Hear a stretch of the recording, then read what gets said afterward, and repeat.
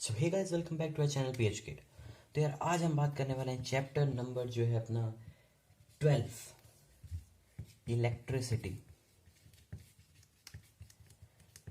इसकी अपन बात करने वाले हैं। तो यार इस चैप्टर में अपन बात करेंगे इलेक्ट्रिक सर्किट क्या होता है, इलेक्ट्रिक करंट क्या होता है, इलेक्ट्रिक पोटेंशियल डिफरेंस क्या होता है, रेजिस्टेंस क्या होता है, heating effect of electric current. इस चैप्टर में अपन इस सबकी बात करेंगे। वन शॉट वीडियो होने वाली। और एक और चीज़ मैं बता दूं वन शॉट वीडियो के में कि जो वन शॉट वीडियोस होती हैं वो तब देखी जाती हैं जब आपको रिवीजन उस चीज़ का करना हो। तो फुल लेक्चर मैं जैसे जैसे कोई टॉपिक पढ़ा भी रहा हूँ, उस टॉपिक का मैं एकदम डीप में नहीं जाऊँगा, उसको ओवरव्यू दूंगा, उसका चीज़ें बताऊँगा कि ये चीज़ें इसमें, लेकिन एकदम डीप में मुझे एक्सप्लेन नहीं करूँगा। इसलिए वन शॉट वीडियो तब आप देखें जब आप एक बार एनसीईआरटी पढ़ लिए हो, या फिर आपने फुल लेक्चर वाली वीडियोस ऑल यूट्यूब प्लेटफॉर्म्स उसमें देख लिए हो तब। तो चलिए करते हैं इस चैप्टर को स्टार्ट।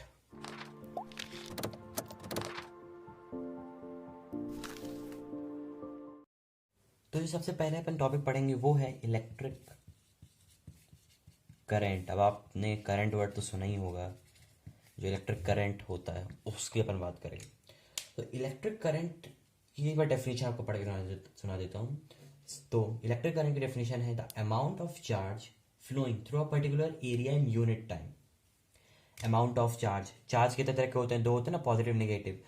तो उस चार्ज के मूवमेंट, उस चार्ज के मूविंग को, कितना कितना कितना अमाउंट का चार्ज मूव हो रहा है एक पर्टिकुलर टाइम में, उसको अपन इलेक्ट्रिक करंट बोलते हैं। अब इसकी और भी डेफिनेशंस हो सकती हैं, लेकिन जो एक जो इस डेफिनेशन में आपको बताया हूँ वो है the amount of charge flowing through a particular area in unit time. अब इसकी जो एसआई यूनिट होती है, एसआई यूनिट, तो एसआई यूनिट इसकी होती है एम्पियर। इसको अपन ए से बस डिनोट कर देते हैं, और आई को हम इससे आई से डिनोट करते हैं, सॉरी, इलेक्ट्रिक करंट को। ठीक। इसके साथ साथ ये जो है स्केलर क्वांटिटी है, स्केलर क्वांटिटी। अब ये स्केलर क्वांटिटी क्यों है? क्योंकि इसमें मैग्नीट्यूड और डायरेक्शन दोनों, फिर भी स्केलर क्यों है? इसलिए है क्योंकि ये एक कॉन्सेप्ट होता है जब हम बाद में पढ़ेंगे, होता है वो वेक्टर सम प्रॉपर्टी। 11 12 की चीज़ें हैं कि वेक्टर सम प्रॉपर्टी ये चीज़ फॉलो नहीं करती, इसलिए स्केलर क्वांटिटी में आती है। इसमें दोनों चीज़ है, मैग्नीट्यूड भी है, डायरेक्शन भी है, फिर भी ये स्केलर क्वांटिटी है। ये क्योंकि बहुत सारे लोग कंफ्यूज जाते हैं कि जब मैग्नीट्यूड भी है, डायरेक्शन भी एक ऐसी डायरेक्शन रहती है, फिर इसको स्केलर क्वांटिटी क्यों बोलते हैं? तो इसका ये कारण है, कहीं भी पूछे तो 10th के हिसाब से आप ये लिख दीजिएगा क्योंकि ये वेक्टर सम प्रॉपर्टी को फॉलो नहीं करती, इसलिए। इसके साथ साथ इसके जो अपन डायरेक्शन बताते हैं इलेक्ट्रिक करंट की, तो मान लीजिए एक सर्किट में बना देता हूँ। ठीक, यहाँ पे कुछ भी, यहाँ रेजिस्टेंस आ गया। ठीक, एक सर्किट कुछ नहीं होता, सर्किट एक क्लोज्ड पाथ होता है, सॉरी, जवान समझने लगी भाई, ये पॉजिटिव है नेगेटिव। अब जो ये उसमें वायर के अंदर जो इलेक्ट्रिसिटी का जो मूवमेंट होता है वो तो निगेटिव से पॉजिटिव की तरफ होता है, ऐसे होता है मूवमेंट, ऐसे होगा इसमें। लेकिन जब इलेक्ट्रिसिटी जब फॉर्म नहीं हुई थी उसके पहले क्या हुआ रहा कि लोग पॉजिटिव साइड से सोचते रहे कि पॉजिटिव साइड से इलेक्ट्रिसिटी फ्लो होती है, मतलब कि ऐसे इलेक्ट्रिसिटी फ्लो होती है। इसीलिए कन्वर्शनली अपन ने पॉजिटिव साइड से ही अभी तक आज भी नापते हैं। अगर कहीं भी अगर ये चीज़, मान लो इसको इरेज कर देता हूँ, अब कहीं भी अगर पूछे इसका डायरेक्शन बताओ क्या होगा, तो पॉजिटिव साइड से अपन डायरेक्शन बता दें कि पॉजिटिव साइड से। ये हमेशा ध्यान रखना है, पॉजिटिव साइड से डायरेक्शन अपन देते हैं। ये पॉजिटिव है तो पॉजिटिव साइड से करंट शो हो रहा है, ऐसे बनाते हैं। इसके साथ साथ इसका जो फॉर्मूला होता है, फॉर्मूला भाई सबसे important, I equal to Q by T. अब ये जो क्यू होता है ये होता है चार्ज, क्यू होता है वो है चार्ज, और टी टाइम होता है, टी मतलब टाइम। अब चार्ज की जो वो होती है एसआई यूनिट होती है, चार्ज को अपन कूलम बोलते हैं, इसको अपन सी से डिनोट करते हैं। ठीक, चार्ज के कूलम क्वांटिटी, इसको याद रखिए कूलम। और जो 1 कूलम होता है वो होता है प्लस 6 × 10⁻18 इलेक्ट्रॉन के इक्वल। इसके इक्वल तो इंपॉर्टेंट चीज़ें हैं, याद रखिएगा। ठीक, तो ये चीज़ अपन क्या रखना है, ये बहुत इंपॉर्टेंट चीज़ है, इसको याद रखना है। और जो इसकी एसआई यूनिट होती है चार्ज की, वो होती है कूलम, ये मैं आपको बता दिया। एसआई यूनिट होती है एम्पियर इसकी। और इसके साथ साथ इसके पे स्मॉलर क्वांटिटी अपन देखें तो मिली मिली एम्पियर होती है, मिली एम्पियर होती तो वो सब छोटी छोटी चीज़ें, मिली एम्पियर, माइक्रो एम्पियर, छोटी छोटी चीज़ें, इससे इतना ज़्यादा नहीं मतलब है। और कहीं भी इस सर्किट में अगर करंट फ्लो हो रहा है तो कैसे में हम जाने कितना अमाउंट का करंट होगा, कैसे हम जाने? तो उसके लिए एक डिवाइस होती है, उसको अपन बोलते हैं एमीटर। एमीटर एमीटर हमेशा सीरीज में लगती है। अब सीरीज और पैरेलल क्या होते हैं वो मैं आपको आगे बताऊंगा, तो बस इतना याद रखिएगा, एमीटर हमेशा सीरीज में लगती है। ठीक, अब सीरीज में लगती है तो अगर मैं हमको यहाँ एमीटर लगाना है तो हम क्या करेंगे, यहाँ पे एमीटर लगा देंगे, और एमीटर का पॉजिटिव वाला और ये जो सेल बैटरी है उसके पॉजिटिव पॉजिटिव में रहता है, नेगेटिव नेगेटिव साइड रहता है। ये हमेशा जाने का, और ये हमेशा सीरीज में रहता है, पॉजिटिव पॉजिटिव में रहता है, नेगेटिव नेगेटिव में रहता है। ये बात हो गई करंट की। अब हम बात करते हैं इलेक्ट्रिक पोटेंशियल डिफरेंस की। हाँ, एक और चीज़ आपको बतानी रही, जो अपन ने एक फॉर्मूला बताया था ना, I equal to Q by T. तो क्यू इक्वल टू जो अपन ये होता है चार्ज होता है वो अपन बोलते हैं एन ई। अब यहाँ पे एन होता है नंबर ऑफ इलेक्ट्रॉन्स। तो अगर कहीं कहीं भी पूछ लेता है कि नंबर ऑफ इलेक्ट्रॉन्स बताइए, तो इस तरीके से निकलता है, ये फॉर्मूला से निकलता है। ठीक, और बाकी अगर सेम चीज़ पूछ सिंपल चीज़ पूछ ले, चार्ज दे दिया, टाइम दे दिया, आई निकालना, तो इस फॉर्मूले से निकालना है। तो ये चीज़ ध्यान रखिएगा, Q equal to N E भी होता है। और इलेक्ट्रॉन जो होता है 1.6 इंटू 10⁻⁻19 कूलम चार्ज का होता है, एक इलेक्ट्रॉन में इतने चार्ज होते हैं। ठीक, तो ये छोटी छोटी मोटी चीज़ें, इसको याद रखिएगा, न्यूमेरिकल्स में बहुत काम आती है, और फिजिक्स में न्यूमेरिकल बहुत इंपॉर्टेंट होता है। तो मैं आपको बताने वाला था इलेक्ट्रिक पोटेंशियल डिफरेंस, तो करते हैं इसको रेस, फिर बताता हूँ। अब अपन को बात करनी रही पोटेंशियल डिफरेंस की, आखिर होता क्या है ये। अब पोटेंशियल डिफरेंस, डिफरेंस मतलब अंतर, बस अंतर, डिफरेंस अंतर, ये इंपॉर्टेंट चीज़ है। मान लीजिए यहाँ पे एक दो पॉइंट है, ठीक, दोनों पॉइंट के बीच में अगर हमको इलेक्ट्रिसिटी फ्लो करवाना है तो दोनों पॉइंट पे हमको कुछ ना कुछ डिफरेंस लाना होगा। अब डिफरेंस कैसे, मैं आपको और अच्छे से समझा देता हूँ। और कभी भी इलेक्ट्रॉन के जो फ्लो होता है, इलेक्ट्रॉन कहीं भी इस साइड फ्लो हो रहा है, इस साइड फ्लो हो रहा है, कहीं भी इलेक्ट्रॉन फ्लो होता है, ऊपर होता है या फिर ऊपर साइड जाता है, नीचे जाता है, कहीं भी जाता है, तो उसमें ग्रेविटी का कुछ भी रोल नहीं रहता है। ये मत सोचिए कि यार अगर मैं वायर को टेढ़ा कर दूं, ऐसे कर दूं तो इलेक्ट्रॉन जल्दी मूव करेंगे और इलेक्ट्रिसिटी ज़्यादा जाएगी। तो इलेक्ट्रिसिटी में ग्रेविटी का रोल नहीं रहता इलेक्ट्रॉन के मूवमेंट में। इलेक्ट्रॉन से होते हैं वो मूव करते हैं, तब मूव करते हैं जब दो पॉइंट्स के बीच में डिफरेंस हो, और उस इलेक्ट्रिक डिफरेंस, इलेक्ट्रिक प्रेशर को ही अपन इलेक्ट्रिक पोटेंशियल डिफरेंस बोलते हैं। अगर, क्योंकि सेल जो होता है ना, सेल वही डिफरेंस प्रोड्यूस करता है। सेल के दो पॉइंट होते हैं, एक पॉजिटिव होता है, एक नेगेटिव होता है, जो कि ऐसे कनेक्ट रहता है किसी किसी सर्किट में, ऊपर साइड नहीं पर नीचे कर देते हैं, किस सर्किट में ऐसे कनेक्ट रहता है। तो जब यहाँ पे कुछ लगा देंगे तो शॉर्ट सर्किट हो जाएगा। ठीक, तो ये जो नेगेटिव है और ये जो पॉजिटिव है, जब ये दोनों, एक सेल है, ये पूरा ये सेल है, ठीक, इस सेल में अगर ये दोनों पॉइंट में जो डिफरेंस आएगा तभी यहाँ से इलेक्ट्रिसिटी कंडक्ट होकर यहाँ पहुंचेगी। ये सेल इसी का काम में आते हैं कि पोटेंशियल डिफरेंस क्रिएट करने के काम आते हैं। तो अपन ने एक बार पोटेंशियल डिफरेंस की डेफिनेशन भी आपको बता देता हूँ। तो we define the electric potential difference between two point is an electric circuit carrying some amount of current as the work done to move a unit charge from one point to another. Work done to move a unit charge from one point A to point B. ठीक, अब इसका एक formula होता है, वो होता है W V equal to W by Q. Definition में लिखा रहा वर्क डन अपॉन टाइम। ठीक, इसकी जो SI यूनिट होती है वो होती है वोल्ट, वोल्ट्स। SI यूनिट ये होती है, और ये भी स्केलर क्वांटिटी होती है, स्केलर क्वांटिटी, ये भी स्केलर क्वांटिटी ही होती है। और अगर हमको दो पॉइंट के बीच का अगर पोटेंशियल डिफरेंस जानना हो, कितना पोटेंशियल डिफरेंस है, तो जो इस डिवाइस का अपन यूज़ करते हैं, जैसे इलेक्ट्रिसिटी करंट करने के अपन इलेक्ट्रिसिटी में जो अपन करंट अपन को अगर मेजर करना है, कितना करंट उसमें एमीटर था डिवाइस मेजर करने का, सेम अगर अपन को पोटेंशियल डिफरेंस वो करना, मेजर करना है, तो उसका होता है डिवाइस, उसको अपन बोलते हैं वोल्ट मीटर। और वोल्ट मीटर हमेशा पैरेलल में लगता है। पैरेलल, अगर मेरे को इन दोनों पॉइंट का अगर निकालना है अगर पोटेंशियल डिफरेंस, तो मैं इसको पैरेलल में लगाऊंगा। अब ये पैरेलल सीरीज में आगे आपको बताता हूँ। ठीक, और इसमें भी अपन ये देखते हैं निगेटिव वाले साइड निगेटिव रहेगा, पॉजिटिव वाले के साइड पॉजिटिव रहेगा। अपन एमीटर में भी था, वोल्ट मीटर में भी यही। और इसका फॉर्मूला अपन देख लिया, फॉर्मूला आपको बनना चाहिए। अगर आपको फॉर्मूला बन रहा है तो डेफिनेशन भी आप बना देंगे, और डेफिनेशन बनी तो उसका फॉर्मूला ही बना लेंगे। तो दोनों चीज़ इंटरलिंक होती है। तो यार ये हो गई अपनी करंट की बात, पोटेंशियल डिफरेंस की बात। अपन बात करते हैं सर्किट क्या होता है, जो अपन सर्किट सर्किट ना बोलते हैं, सर्किट आखिर होता क्या है, तो उसकी बात कर लेते हैं। तो सबसे पहले करते हैं इसको इरेज। तो जो इलेक्ट्रिक मार्कर, नहीं पता क्यों चलना बंद हो जाता है बीच बीच में, इलेक्ट्रिक सर्किट अपन इसकी बात कर रहे थे।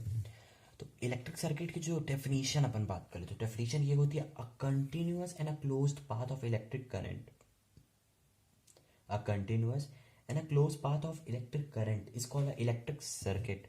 Simple definition.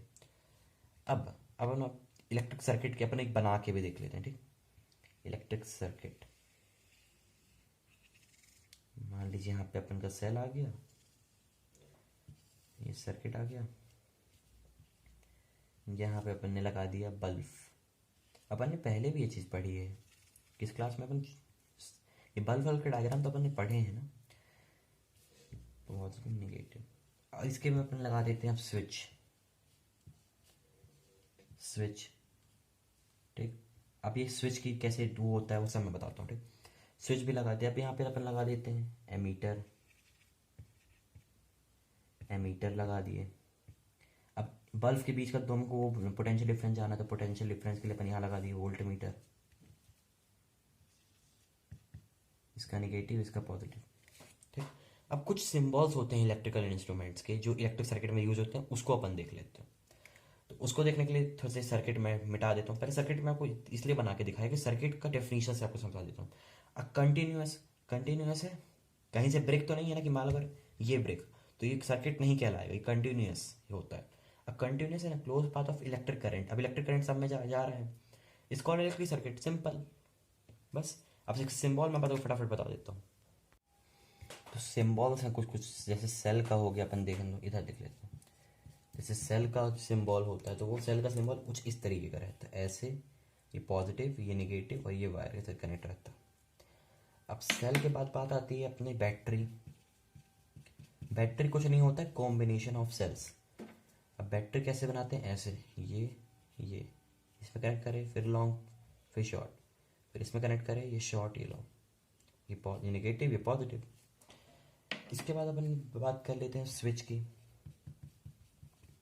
स्विच, स्विच किस तरीके के दिखता है, स्विच ऐसे भी होते हैं और स्विच ऐसे भी होते हैं, ठीक। इसके बाद वायर ज्वाइंट, अगर वायर ज्वाइंट है तो उसका कुछ इस तरीके का सिंबल होता है, यहाँ पे तो डार्क कर देते हैं अगर ज्वाइंट रहती है वायर तो। इसके बाद अपन यहाँ बात कर लेते हैं, अगर वायर जो है निकल जा रही वहाँ से, वायर क्रॉसिंग, वायर क्रॉसिंग ये हमेशा ध्यान रखना है, वायर क्रॉसिंग बहुत इंपॉर्टेंट है। अगर वायर क्रॉस कर रही बिना उसके ज्वाइन हुए तो ऐसा सिंबल बनेगा, और ज्वाइन हो रही तो ये डॉट यहाँ बन जाएगा। इसके अलावा जो अपनी बात आती है वो होता है बल्ब। बल्ब का अपन ने देखा भी अभी सिंबल, तो बल्ब का कुछ इस तरीके का सिंबल रहता है, ये। बल्ब के बाद अपन बात कर लेते हैं रेसिस्टर्स की। अब रेसिस्टर सब मैं बताऊंगा आपको, बस सिंबल्स आप याद रखिए। रेसिस्टर के कुछ इस तरीके का सिंबल रहता है, जिगजैग जिगजैग जिगजैग फिर स्ट्रेट।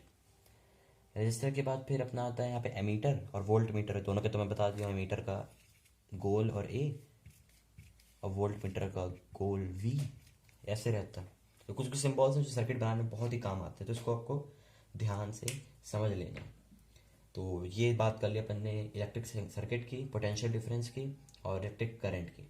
अब हम बात करते हैं ओम्स लॉ, बहुत ही इंपॉर्टेंट इस चैप्टर की जो चीज़ें हैं ओम्स लॉ, उसकी बात कर लेते हैं। तो अपन को अब बात करना है ओम्स लॉ की। तो ओम्स लॉ कुछ नहीं, जैसे अपन न्यूटन लॉ पढ़े वैसे ओम्स लॉ एक है।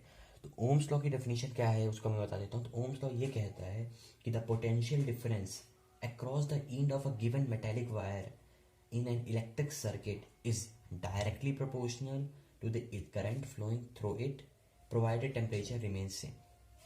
इसका क्या मतलब हुआ कि जो पोटेंशियल डिफरेंस हम वी से डिनोट करते हैं। Potential difference is directly proportional to the, क्या रहा याद करिए, करंट। अब करंट का क्या सिंबल रहा, आई रहा, आई। अपन को ये मिला डेफिनेशन से, ये डेफिनेशन ये कहती है the potential difference V across the end of a given metallic wire in a electric circuit is directly proportional to the electric current.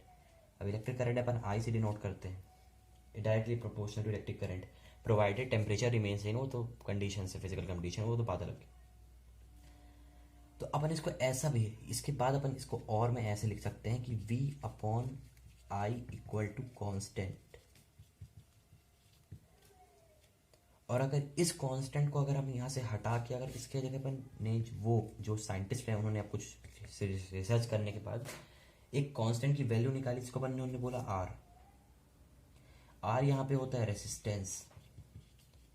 Resistance मतलब होता है कि किसी भी वायर में करंट को अपोज करना। जैसे अपन चलते टाइम, बाइसिकल राइड करते टाइम वो फ्रिक्शन काम आता है ना, फ्रिक्शन कारण रुक जाते हैं अपन। तो वैसे इलेक्ट्रिक करंट में रेजिस्टर होता है। अगर करंट साइड फ्लो हो रहा है तो रेजिस्टेंस उसको अपोज करेगा, उसको रोकेगा कि करंट फ्लो ना हो। तो यही रेजिस्टेंस होता है। इसके बाद हम और अच्छे से बात करेंगे। तो इसके बाद जो इन्होंने फाइनल जो फॉर्मूला बनाया वो था V equal to I R. ये था Ohm's law, V equal to I R.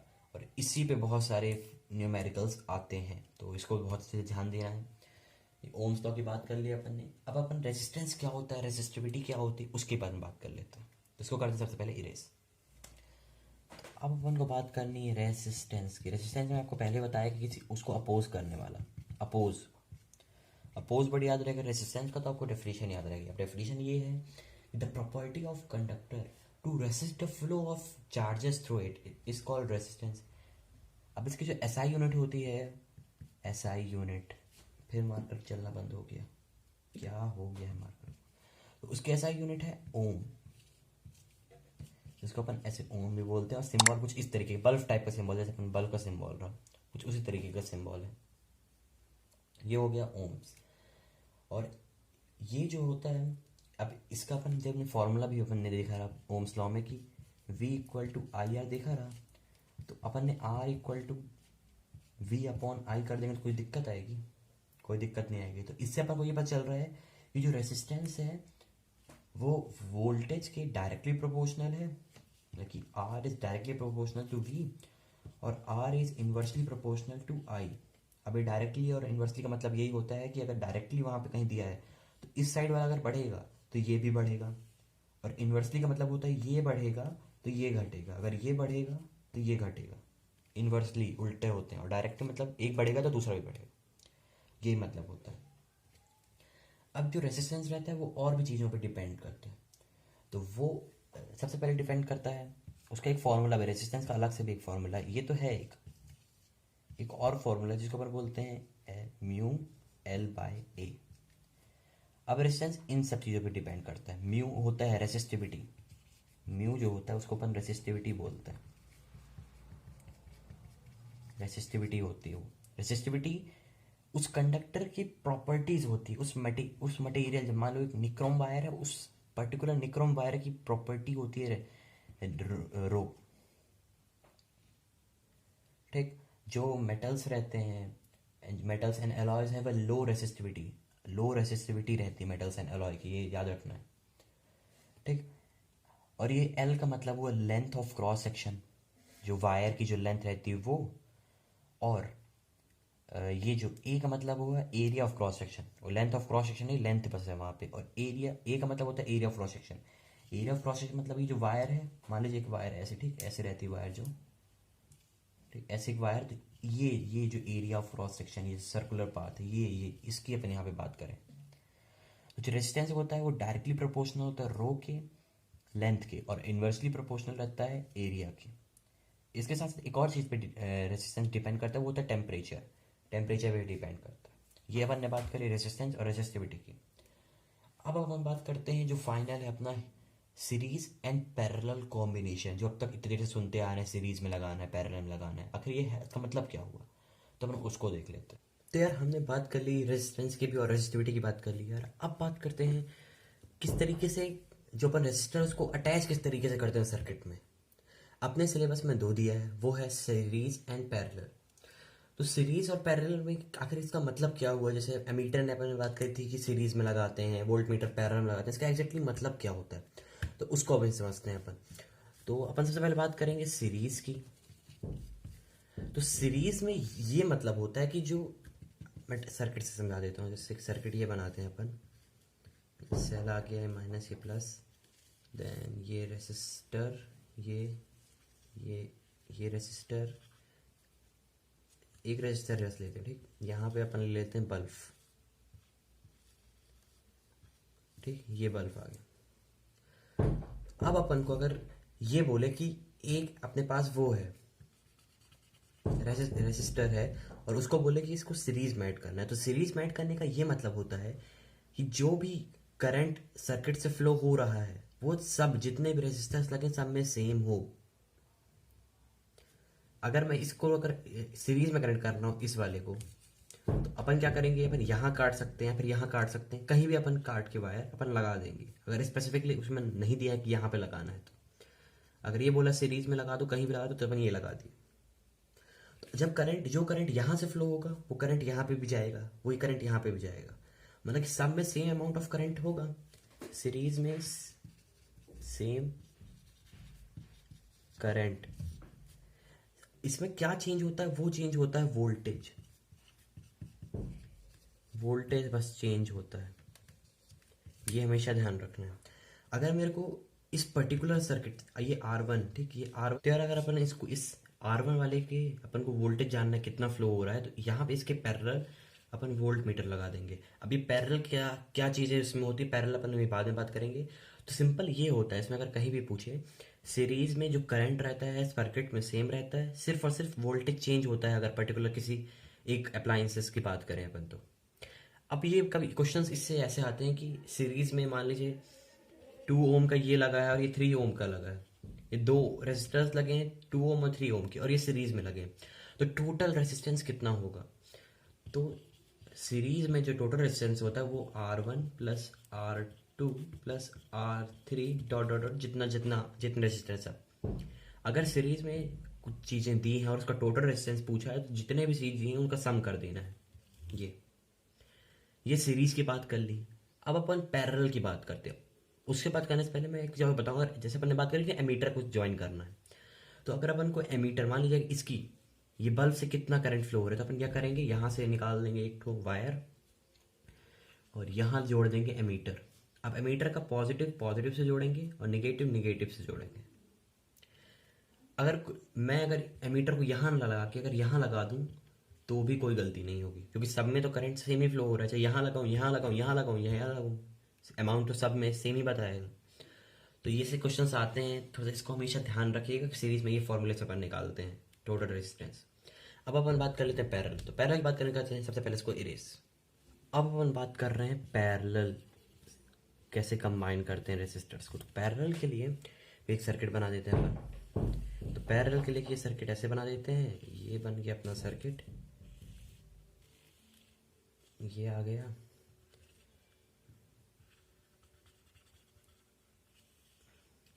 ये यहाँ से कनेक्ट हो गया, एक रेजिस्टर अपन ऐसे लगा दिए, यहाँ से कनेक्ट हो गया। अब ये हो गया R1, ये R2, और ये माइनस, ये पॉजिटिव, ठीक। यहाँ पे अपन स्विच भी लगा देते हैं। स्विच लगाने के लिए ये करें, मार्कर क्यों बंद हो जा रहा है बार बार, चलो ये स्विच भी लगाएं। अब पैरेलल में क्या होता है, पैरेलल में करंट स्प्लिट हो जाता है, current change but voltage same. Parallel में इसका अपोजिट होता है, सॉरी सीरीज में इसका अपोजिट होता है, पैरेलल में करंट बस चेंज हो जाता है और वोल्टेज सेम रहता है हर जगह। अब करंट कैसे चेंज होता है, जैसे करंट यहाँ से फ्लो हुआ, ठीक, करंट यहाँ से फ्लो होगा, यहाँ फ्लो होगा और इस पॉइंट पे पहुंचे, एक पर्टिकुलर पॉइंट पे। अब करंट के पास दो रास्ते हैं जाने के और उसको दोनों रास्ते में जाना पड़ेगा, तो करंट क्या होगा, यहाँ से स्प्लिट होगा, यहाँ पे कुछ अमाउंट ऑफ करंट जाएगा, यहाँ से कुछ अमाउंट करंट जाएगा, उसके बाद यहाँ से घूम जाने के बाद फिर एक जगह फिर यहाँ मिलेगा, फिर यहाँ पे सेम करंट फ्लो होने लगेगा। और वोल्टेज निकालना हो तो अपन यहाँ से इसके पैरेलल में भी वो लगा सकते हैं। वोल्टेज अपन को, क्योंकि वोल्टेज में सेम रहता है, सिर्फ करंट चेंज होता है। और करंट अगर चेंज हो रहा है तो करंट को अगर अपन को मेजर करना है कि टोटल करंट कैसे फ्लो हो रहा है, तो जितने करंट स्प्लिट हो रहे हैं ना, जैसे इसमें दो बार करंट स्प्लिट हो रहा है, मतलब कि आई, मतलब कि अपन आई टी निकालना है टोटल करंट, तो I1 plus I2 plus I3 ऐसे अपन निकाल के टोटल करंट भी अपन निकाल सकते हैं। ठीक, इसमें वोल्टेज सेम रहता है और करंट बस चेंज होता है, ये हमेशा ध्यान रखना है पैरेलल में। अब ये इसमें पूछेगा कि टोटल रेजिस्टेंस, अब इसमें टोटल रेजिस्टेंस सीरीज में अपन सीधे प्लस कर देते हैं, इसमें ये नहीं करते, प्लस करते हैं इसमें भी, लेकिन इसमें रेसिप्रोकल में प्लस करते हैं। कैसे रेसिप्रोकल में मैं वो बता देता हूँ। जैसे मान लीजिए अगर ये दिया है अपने को, हाँ दिया है resistance R P equal to 1 equal to, एक मिनट में अच्छे से लिख दूँ तो समझ में भी आए अच्छे से। जैसे अगर दिया है टोटल रेजिस्टेंस फाइंड करने का, तो R P equal to 1/R1 plus 1/R2 plus 1/R3 so on.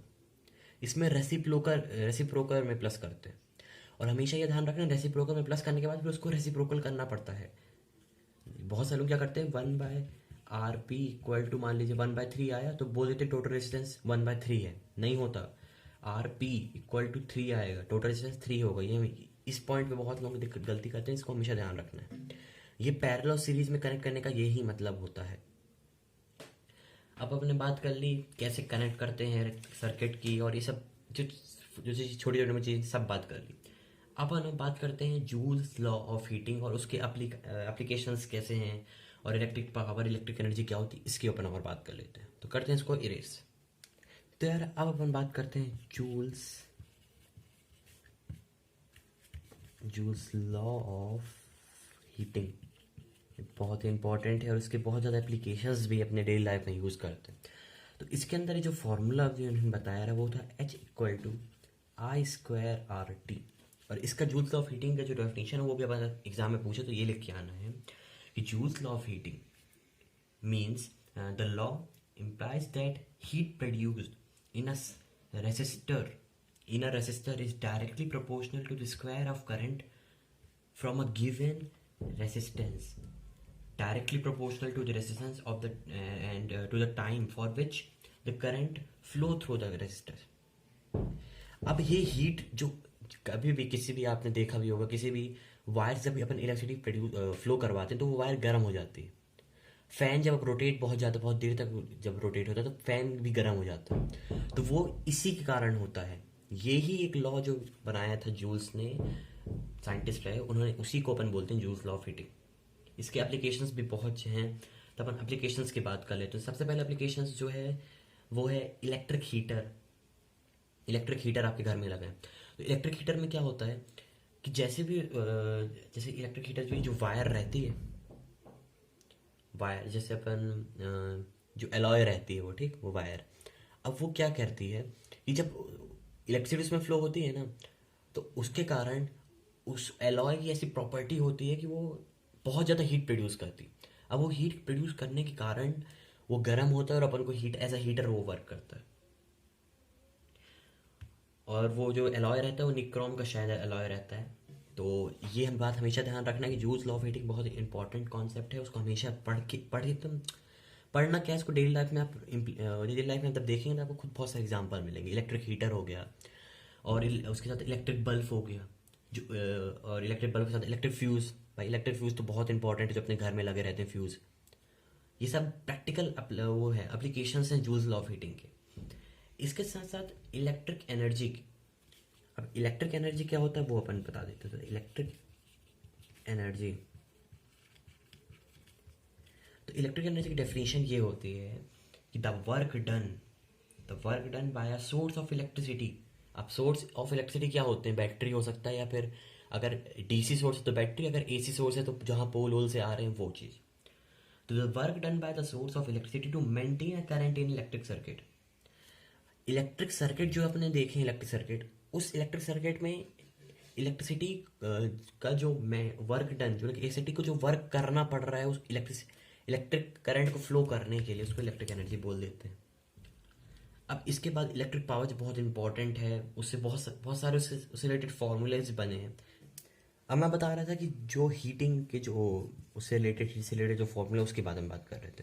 तो जो बेसिक फॉर्मूला होता है वो H=VIT होता है। इसी से सब फॉर्मूले इसके बन जाते हैं हीट से रिलेटेड। अब इसका अपन कैसे बना सकते हैं और फॉर्मूला, जैसे अगर दिया है VIT, तो इसमें अपन ने सबसे पहले पढ़ा है ना I=Q/T। अब आई की जगह पे Q/T अपन पुट करेंगे तो T से ये T कैंसिल हो जाएगा, तो अपन को क्या मिलेगा, VQ मिलेगा। इसके बाद अब यहाँ पे V दिया है और अपन ने क्या पढ़ा रहा, ओम्स लॉ में V=IR पढ़ा रहा। अब ये IR की वैल्यू अपन यहाँ पुट करेंगे तो I²RT आ जाएगा, और ये I²RT क्या है, जूल्स लॉ ऑफ हीटिंग। ज़्यादातर न्यूमेरिकल इसी से आता है। इसके बाद एक और फॉर्मूला बन सकता है, वो है V²/R/T। ये अगर अपन जब अपन आई को अपन ऐसे लिख सकते हैं ना, ये ओम्स लॉ से कि V/R, ये V/R यहाँ पे पुट करेंगे तो V²T/R फॉर्मूला बन जाएगा। ये हमेशा ध्यान रखना, ये अगर आपको ये फॉर्मूला याद है ना तो आपको ये सब बन जाएंगे अपने आप। अब अपन ने बात करनी थी कि इलेक्ट्रिक पावर क्या होती है। तो इसकी डेफिनेशन ये होती है, it is defined as the amount of electric energy consumed by a electric circuit per unit time. एक यूनिट टाइम में कितना अमाउंट की इलेक्ट्रिक एनर्जी वो इलेक्ट्रिसिटी कंज्यूम कर रहा है इलेक्ट्रिक सर्किट। इसकी जो SI यूनिट होती है वो होती है वॉट। आपने पर सुना भी होगा ना, 6 वॉट का बल्ब, 7 वॉट का बल्ब, 7 वॉट का बल्ब आता है नहीं, मेरे को ध्यान लगे ऐसे अपन सुने ना कि 12 वॉट का बल्ब। तो ये वॉट का ये मतलब होता है, SI यूनिट है पावर की, मतलब कि इतने वॉट पावर वो कंज्यूम कर लेगा एक पर्टिकुलर यूनिट ऑफ टाइम में। यार अपन बात कर लेते हैं पावर से रिलेटेड जितने फॉर्मूले होते हैं उसके भी कुछ इतने ऐसे फॉर्मूले होते हैं, अपन उसकी बात कर रहे थे। जो बेसिक फॉर्मूला होता है वो होता है V/Q/T। अब Q/T किसके इक्वल होता है, I के इक्वल। तो अपन ऐसे लिखते हैं VI। अब VI लिख दिया। अब इसका जो सेकेंड फॉर्मूला है I²R। अब I² V की जगह पे अपन IR पुट करेंगे तो I²R बन जाएगा।